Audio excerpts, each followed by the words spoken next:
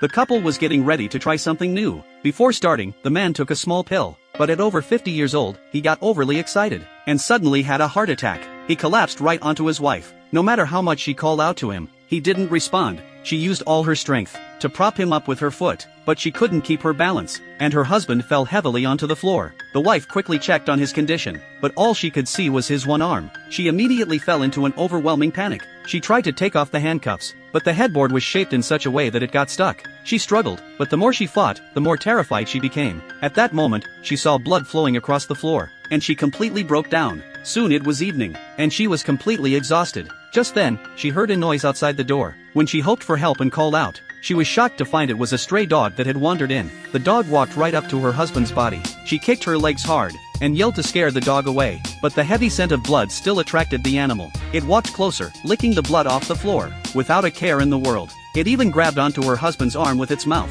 She struggled desperately, but the handcuffs only moved up and down. She managed to finally get the book off the nightstand, and threw it at the dog with all her might. Watching the dog chew on a chunk of meat, she wept in sadness. But in the next moment, her husband suddenly crawled up from under the bed. The wife shouted in joy, calling out to him, but when she looked closely, he was still lying on the floor. Her mind went blank in an instant, thinking she must be hallucinating. Then her husband smiled and calmly reminded her to stay calm. The only one who could save her now was herself. The wife scanned the room, her eyes falling on the handcuffs. With all her strength, she broke free, gritting her teeth to endure the pain of the friction. Finally, she freed one of her hands. Then, using all her power, she broke the bed's headboard. She walked confidently toward the door, but when she looked back, she found she was still lying in bed.